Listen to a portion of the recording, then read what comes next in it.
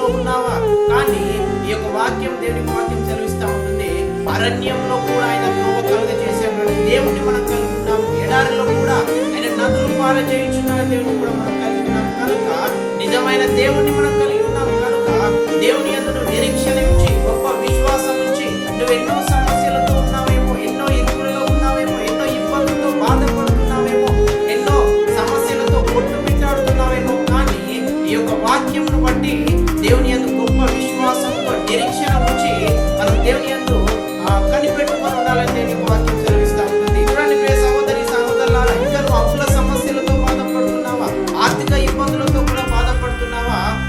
ఆయన నేను అరణ్యంలో త్రోవ కలుగ చేయుచున్నాను అన్నాడు. మరి అరణ్యము ఏ విధంగా ఉంటుందంటే ఒక అడవి, చాలా విధమైనటువంటి వృక్షములు కలిగినటువంటి ఆ యొక్క చెట్లతో ఆ యొక్క అడవంతా కూడా నిండి ఉంటుంది. అటువంటి అరణ్యంలో కూడా ఏ దారి ఎటు వెళ్ళాలో మనకు తెలియని పరిస్థితుల్లో ఉన్నామా?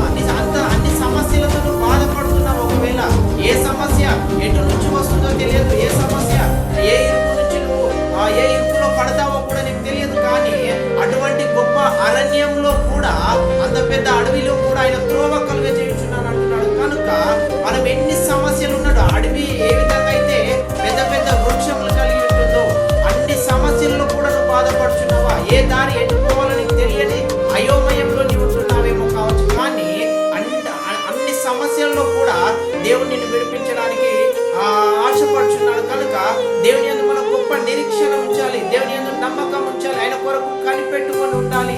కావున ప్రియ సహోదరి సహోదరులారా, విశ్వాసం లేకుండా దేవునికి ఇష్టలై అసాధ్యమని దేవుని వాక్యం సెలవిస్తా ఉంటుంది. విశ్వసించువాడు కలవరపడడానికి కూడా దేవుని వాక్యం సెలవిస్తా ఉంటుంది. మరి అటువంటి గొప్ప విశ్వాసం నీకు ఉన్నప్పుడే ఎన్నో సమస్యల్లో ఉంటున్నావేమో, ఎన్నో ఇబ్బందుల్లో నీవు ఉంటున్నావేమో, ఎన్నో సమస్యలు నేను చాలా ఇబ్బందికి గురి చేసే విధంగా ఆ యొక్క సమస్యలు ఉంటున్నావేమో కావచ్చు. కానీ అన్ని